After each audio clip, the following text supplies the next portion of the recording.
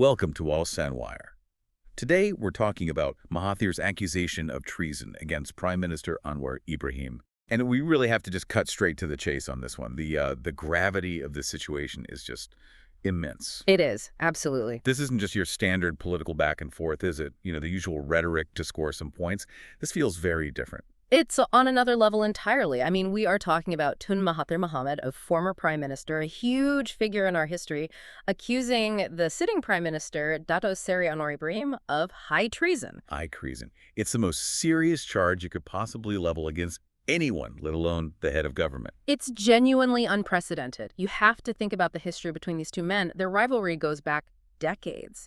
And for a former leader to publicly demand that his successor should be criminally prosecuted. Not just criticized, Yeah. prosecuted. Exactly. Prosecuted over a trade agreement, that just fundamentally changes the entire political conversation. And it's all centered on the new Malaysia-United States Reciprocal Trade Agreement. So, okay, let's unpack his statement, because it was incredibly blunt. What did he actually demand? It was absolute. He put it out there publicly. He claimed that Dato Seri Anwar Ibrahim committed treason with this U.S. trade deal, and therefore he must be charged with treason. So no middle ground. He's not asking for a debate in Parliament or a vote of no confidence. No. He's demanding immediate, severe legal action, a criminal investigation into the highest office in the country, and the basis for it is a trade deal. But hang on a second. Calling a trade deal treasonous, I mean, that sounds extreme even for our high-stakes political scene. We hear wild accusations all the time. Why is this so different? Because of what the crime of treason actually means, both legally and, symbolically, it implies you've done something that directly harms the safety and the sovereignty of the nation. Right. It's not about making a bad economic decision. Precisely. And when the person making the accusation is a two-time prime minister, someone who built his entire legacy on protecting the country from perceived foreign control, he's weaponizing that idea. He's arguing that Anwar actively betrayed the country. That makes sense. It's an ideological clash, then, not just a legal one. Yeah. Anwar's government is pushing for global engagement, economic pragmatism. And Mahathir's position has always been that sovereignty is non-negotiable, that you don't trade it away for economic benefits. So this charge forces the whole discussion away from policy and into a question of national survival. And it splits everyone down the middle immediately. It forces you to ask, Right. Are you for national independence or are you for this trade deal? That's the polarization it creates. The implied definition of treason here is, signing an agreement that basically hands over our ability to govern ourselves. Okay, this is where it gets really interesting. Mahathir didn't just make the accusation. He gave a reason, a mechanism, and it's all about alleged secrecy and hidden terms in the deal. Yes. This is his core argument. He claims that the official statements from the government about the Malaysia-U.S. Reciprocal Trade Agreement are a cover-up. A cover-up. That's the word he uses. A cover-up to hide several major commitments that, in his view, show Malaysia's submission to the United States. So the government's official story is, what, a lie? A deliberate deception? That is the allegation, that the public is being misled about the true cost of this agreement. But what are these hidden commitments? I mean, since the public hasn't seen the actual text that he's talking about, what sort of things are we even looking for in these deals? That's the right question to ask. A modern reciprocal trade agreement isn't just about tariffs. It covers very sensitive areas: intellectual property, digital trade, and the big one, dispute settlement. Okay. Mahathir claims that the actual text reveals that Malaysia has made a number of concessions that go way beyond a standard trade deal. So we're not just talking about cheaper goods coming in. We're talking about something that affects our laws, our regulations. Potentially, yes. Let's speculate on what he might be referring to, based on criticisms of similar trade pacts. The biggest red flag for sovereignty is usually something called an Investor-State Dispute Settlement Clause, or ISDS. ISDS, what does that do? If an ISDS clause is in the agreement, it could allow American corporations to sue the Malaysian government in an international tribunal, completely bypassing our own court system. Sue us for what? If they feel a new Malaysian law harms their profits, say we pass a tougher environmental regulation or a better minimum wage law, a U.S. company could argue that our law violates the trade agreement because it hurts their bottom line and take us to an international court. That's That's massive. So we could pass a law to protect our own people or our own land, and a foreign company could challenge it outside of our legal system. Precisely.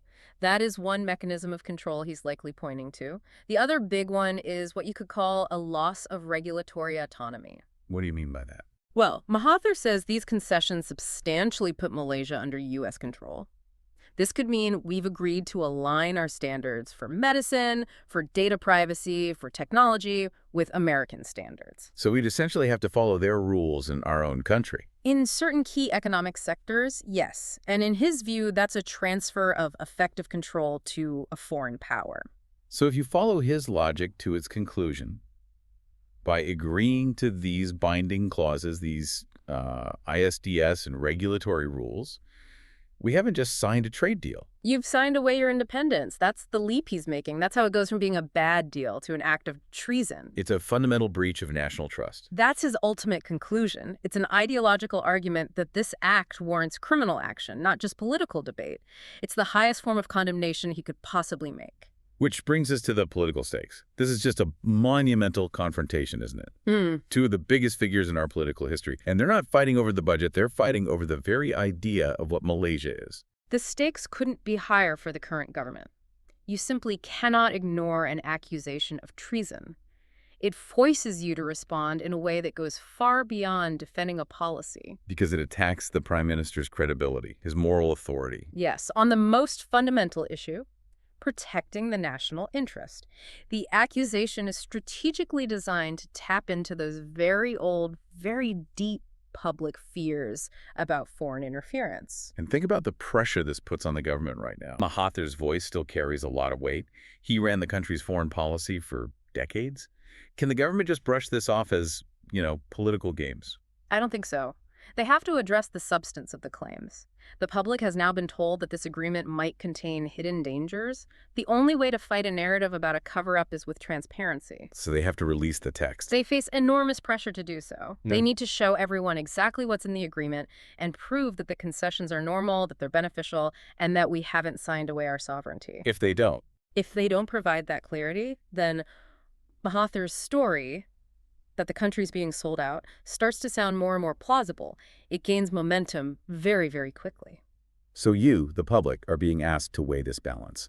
On one hand, you have the promise of economic growth, jobs, investment from a major trade deal. On the other, this very powerful idea of national independence. And if the terms are hidden, as Mahathir claims, you can't possibly make a rational choice. That lack of transparency is the government's biggest weakness right now. They have to prove that the billions of ringgit in potential trade are worth the perceived risks. If the deal is good, the text itself should be their best defense. What's really fascinating is the endgame here. He's not just trying to win an argument or score political points. He is framing this as a criminal act. His stated goal is prosecution. It is. It elevates the entire debate. It forces everyone in the country to ask a really difficult question. Is participating in the global economy, especially with a superpower like the U.S., worth the risk of submission? It's forcing a national conversation about our place in the world. The question shifts from, is this a good deal, to, did the government betray the country by signing it? Exactly. Did they forfeit our right to govern ourselves independently? Okay, so to sum it all up, the core tension is this. A former prime minister is demanding the current prime minister be prosecuted for treason over a crucial trade deal with the U.S. And the claim is that this deal costs Malaysia its independence through secret clauses and huge concessions.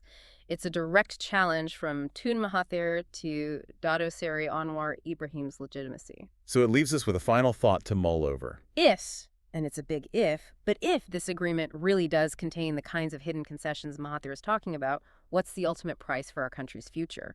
It brings up a fundamental question now out in the open. What value do we actually place on our own sovereignty versus the demands of a globalized world? Remember to like and subscribe for more videos like this.